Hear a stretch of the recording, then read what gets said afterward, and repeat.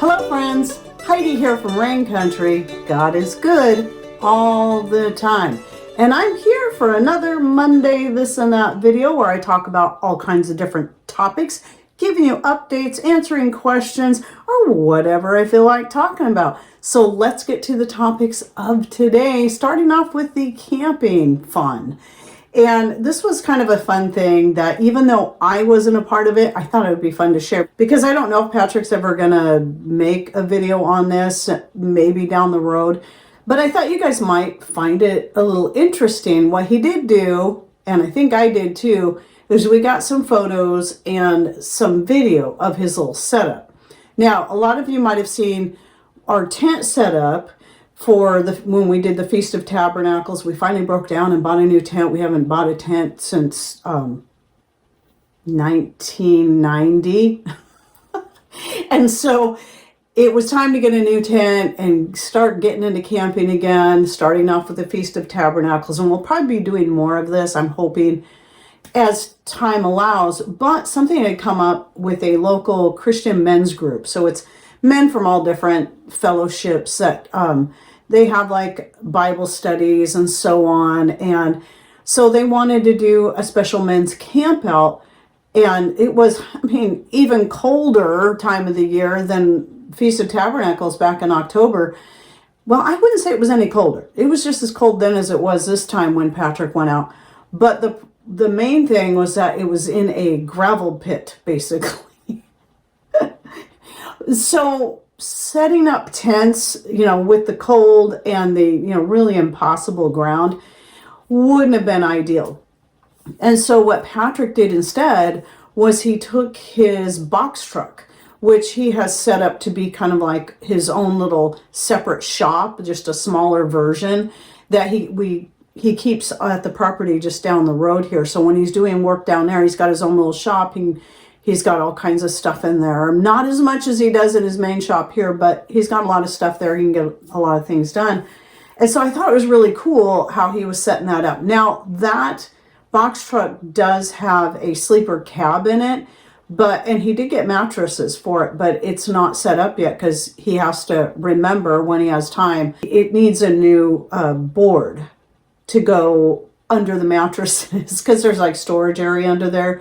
And so that wasn't going to work for this, but what he did was he set up one of the cots that we got for Feast of Tabernacles. And he also had bought, if you watch that video, I'll link to it down below. The last one he did is kind of the tent tour and all that. Well, he bought some welding mats because the mat that we got with our little stainless steel wood stove wasn't entirely sufficient. We still got a couple of little burn holes in the bottom of the tent. No big deal. But then a couple of really tiny ones in the top of the tent, despite all the precautions we took. So what he did was he bought two, and he's going to cut a hole in one to go around the stovepipe to protect the top of the tent from those little, sparks that may fall onto the top of the tent, and then use a welding mat underneath the tent stove inside. So that's just a quick explanation of that, why he got those for the next time we use the tent and need the wood stove. So what he did was he also set those up as like curtains to help kind of keep him a little warmer in his sleeping area. But I really liked it because it was like, man, this is a really cool setup. It's a very manly setup for camping out in. Because on one side, there's all his tools, his cabinets. But then at the front end where you come in, there's also a nice countertop, and he was able to set up the camp stove on there for cooking his breakfast and his coffee. And it does even have like a water storage tank that you could possibly set it up to use for showering, but mostly, it would be something you just use for washing. And, the water actually goes from the tank down and outside. But there's, he's kind of thought about converting it into maybe an RV. And though it was way too cold for him to open up the doors, one thing I forgot about is that there's a whole big side door that opens up, and then the end door that opens up. So you could, if you're camping in nicer weather, you could just totally open all that up and then just kind of relax in that thing. And I just thought it was really cool what he did there. It's not like he put a lot of work into that. He did have a heater that he just recently got in for that. It didn't quite put out enough heat to keep him super warm at night, but thankfully he has this military sleep set that he had bought quite a few years ago. He got one for each of us, where it's got like 4 different sleeping bags that you can layer, and that kept him nice and toasty. He said the only thing that got cold was his head. And sometimes he would cover up, but anyway, so it was like he stayed out there a couple of nights, 2 or 3 nights, I don't remember, but anyway, he did have a really nice time, and that worked out quite well for him. And I just thought it was a cool setup, so I wanted to share that with you guys. So that might be something we might, even using that, do a little bit more with, and I don't know, could make for some more fun videos down the road. Okay, next, this is where I'm going to talk about the fun treats I've been working on. So you can see back behind me here, they don't even make this one anymore. My mom bought me this ice cream machine. There's one important piece not showing here, but I'll talk about that in a minute. Before I shot this video, I went to look to see if you can even find this one, or even if this brand Krups still makes an ice cream maker. I could not find anything but the used ones. You can find them on eBay. And, as long as they're good working condition, that's great. But you can go to Amazon and find all kinds of brands that sell a very similar maker like this. And honestly, I forgot I had it. So it was out in the shop. It was covered in sawdust, even though I try to keep it in a protected area. So I had to bring it in. I had to clean it up really good, and thought I need to get back into ice cream making and just give it a try, because ice cream is not only expensive, it usually has a bunch of added junk in it that you don't need. And I thought it would be fun anyway to get back into it. Now, you can make ice cream without any kind of special equipment. Just a bowl, your ingredients, you pour it into the bowl, and you mix it up good. You pour it into whatever container with the tight fitting lid is. You put it in the freezer, but you got to pull it out several times, like maybe every half hour, and stir it. Stir it really good, and then put it back in, set your timer. So you got to keep doing that. It's doable though. You can do it. And then you can start creating your own recipes from there. I mean, I always start, when I first made it years ago, when I was using this, I just started with plain vanilla and then started experimenting. And then pretty soon it kind of fell by the wayside because heavy whipping cream was so expensive. But now, with the cost of ice cream so incredibly high, I don't see it costing any more now to just make our own. And then that way too, we know exactly what's going into it. So to me, it's more cost effective to just go ahead and start making it ourselves. So anyway, what this has, this style, you can still get like the old fashioned style and get it in electric, so you don't have to even crank it. Though if I was going to go the old fashioned style, I'd get it with the crank. But then you got to still have the ice and the rock salt and all that. Or something like this is kind of nice if you want to invest in a machine at all. Because you get the frozen bowl, and that's what's missing in right here, because I currently have it in the freezer because I'm going to be making some more. And so you freeze the bowl, and then when you're ready to make the ice cream, because it's best to just go ahead and freeze it for 24 hours. Then you put your bowl in there. You have this thing that sits down in it this way, and this piece right here, when you turn it on, I don't have it plugged in, but this thing right here will turn, and it rotates the bowl. And so this is sitting down in there, and it's keeping the sides of the bowl scraped off and keeping it stirred. So it's got the piece in the middle. And anyway, you turn it on, and then you just pour your ice, your ingredients, all mixed up right through here. And then 20 to 30 minutes, you can have ice cream. It'll be soft serve ice cream.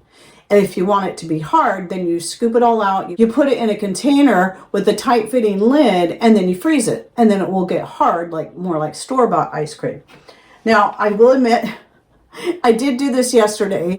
However, I don't think my bowl was frozen enough. And I was all excited because I was doing this with the grandkids.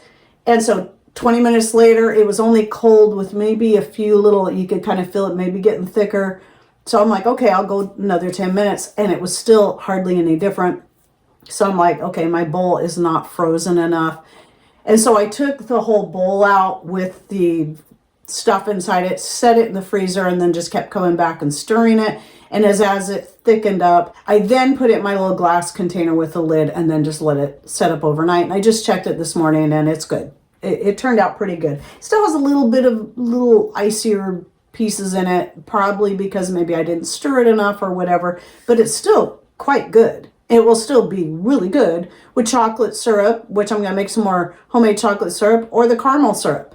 And, but I washed up that bowl and stuck it in the freezer. So it's going to sit in there for at least a few days before I use it. You know, make some more ice cream, because I'm going to definitely try it again. And then from there, I'm going to start working on more recipes. Now, one of the fun things you can do if you want to cut back on the amount of heavy cream and sugar you're adding is, well, you're still going to get the same amount of sugar, but you can add bananas. Bananas, or even bananas alone, can pretty much make an ice cream if you do it right. But I remember making like a banana ice cream before, and I made chocolate. I don't remember what else I've done, but now I'm all excited to create some more different types of ice cream, but mostly it'll be vanilla, because that's always been Patrick's favorite. When I first met him, I thought it was kind of silly. It's like, man, you got all these choices of ice cream, but you always go for vanilla. And his thing was, it's because you can do anything with it. And I'm like, oh. And through the years, I found out it too is mostly my favorite, because maybe I don't want all this ice cream in just this one flavor, but with vanilla, one time I could add peanut butter to it, another time I could add chocolate, or peanut butter and chocolate, or some homemade raspberry jam, yum, or my caramel sauce, or whatever sounds good at the time. So most likely it's just going to be vanilla, but I probably will start playing around with some other ideas, just kind of creating my own. And so yeah, I'm kind of excited to get back into it. And with that said, last week I was talking about getting the 3 containers of heavy whipping cream from Azure Standard. Well, I decided in this case I wanted to try it, because somebody in the comments has said they use the frozen whipping cream to make their ice cream with. It worked out pretty good. So I tried that. I was actually surprised it thawed out pretty good. It wasn't all separated. It just had kind of a grainy feel to it, which sometimes that does do that. And so I just kind of mixed it up really good. You don't want to shake it too hard or mix it too hard. It's going to turn to butter. But then, you know, mixed it with the milk and the eggs and the sugar and the vanilla extract. And it worked actually quite good. And so knowing that, that tells me that, okay, I can save even more money and buy the 12-pack package, because out per, you know, price per ounce is going to keep going down. And that's what another thing I like about Azure, which a lot of places do, but not all places, it will show you the price per ounce, so you can compare that and see if you're really saving much money at all, and then decide whether or not it's worth it to you to go ahead and buy more. But knowing that I can freeze it and still have a lot of uses for it, mostly the only use I found it's not great for when it comes to freezing the whipping cream is making whipped cream. That's the only, but you can use it for making frozen fruit smoothies, which I tend to do quite a bit, especially in the summer with the fresh fruits coming in. Yeah, there's a lot of things you can use it for. And, you know, I haven't tried it actually in making the caramel sauce, but that's one of the things I want to do next is pull, I think I have one more in there that I stuck in the freezer, is take that one out, thaw it out, and then make some caramel sauce with that. I'm pretty sure it would work. I don't know why it wouldn't, because the butter in there is going to melt anyway. And so I see no issues with doing that. So I will be trying that. And then as far as that caramel sauce recipe, by the way, I did shoot that video. I did talk about it a few this and that videos back. Just kind of gave you a brief run through, but I hadn't taken any images other than the finished product, but I didn't take any images or video clips of the process, just didn't think of it at the time. But in the upcoming video, it'll probably be about 5 weeks out, I do show the process. I have the video clips, I have the pictures, and then I talk through it in more detail on how to make the caramel sauce. It's really only the 3 ingredients, but there are some things about it that can make it a little bit tricky that you got to make sure you're staying on top of while you're making it, so you don't burn it, etc., etc. But generally speaking, it's fairly easy. If you want to know how I make it, just keep watching. Make sure you're subscribed. Keep checking, because YouTube just keeps wiping out subscribers, and some people don't realize it when they see, oh, they just might happen to see one of my videos and think they're still subscribed. Double check. Double check. And make sure you're subscribed and have all of your notifications on. That's still no guarantee, but at least it will be helpful at maybe you being able to see that video when it does come out. Otherwise, the other two options you have is to make sure you're checking in at least once a week on my channel. You go to my channel or any other channel who you keep getting either unsubscribed from or they keep hiding the content from you. Go to that channel, go to their videos tab and see if there's anything new in there. And you might be surprised to find like, wow, there's like several weeks worth of videos in here I've missed because I thought this person wasn't making them anymore. Anyway, the other thing is just from reading comments, emails and such, the people that never get unsubscribed and always see my content are those that regularly interact. Even if it's just to open up the video to give it a like and then back out, because they just do that to show their support, but maybe the particular topic is of no interest to them, like a lot of Patrick's videos. A lot of the ladies that follow me are just like, yeah, it's not for me. Or even some of the men would be like, okay, I have no need for that. But just by opening that video, giving it a like, maybe even putting a quick comment and backing out, that's going to help ensure that you are going to see that. They're not going to unsubscribe you. So that's the one thing I've seen. The people that are most consistent on interacting are the ones that have not been getting unsubscribed and the ones that are most likely to have my content show up in their feed. Then the other thing I wanted to share is that for the first time in I don't know how many years, I decided to try to make some Rice Krispie treats. And so, or I should say crispy rice treats. I went to Vitacost because I know it's the one place I can get some of this stuff. And I got the Dandies marshmallows. They're not necessarily organic, but they don't use corn syrup.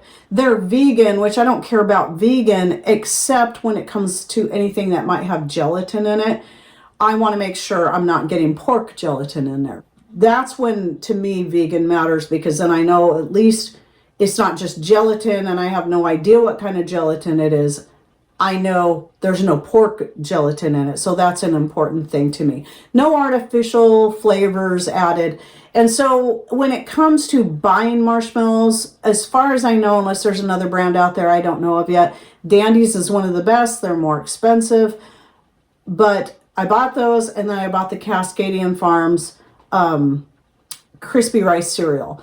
And then decided I'd just have some fun, make some Rice Krispie treats for me and the grandbabies, because I love crispy rice treats. I love them. Haven't had them in years. Well, the other reason why is I wanted to try some of my caramel sauce on there, because I'm experimenting with different things with the caramel sauce.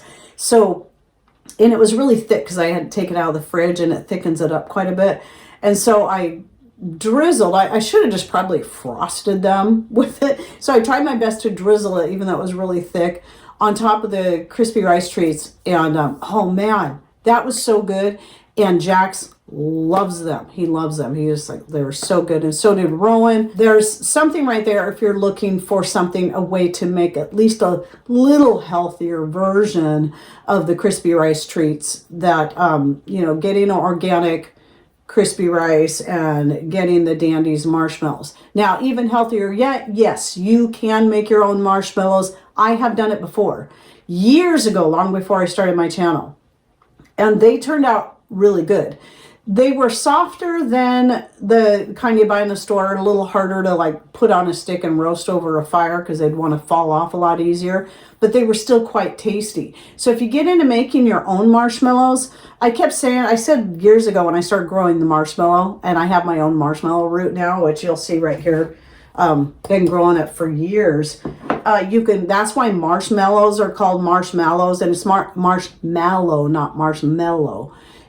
Because initially it was made from the marshmallow root, and that was what would thicken it up. But it wasn't like the kind you'd put on a stick and roast. It was more like a marshmallow cream. To get it more set up where you can actually cut it, you would still have to add a gelatin. So in this case, you can add a beef gelatin. But the thing about making it is, and why I just go ahead and buy them, is because it's so rare that I ever need or need marshmallows for anything, that for me, it's more cost effective just to buy the Dandies or some other, if there's another organic brand out there, I'd love to check it out. But it is because the process takes a really long time if all you have is a hand mixer. It's a lot better in this case to have a stand mixer. And I almost thought about getting a stand mixer just for making marshmallows. I'm like, how often am I going to make marshmallows?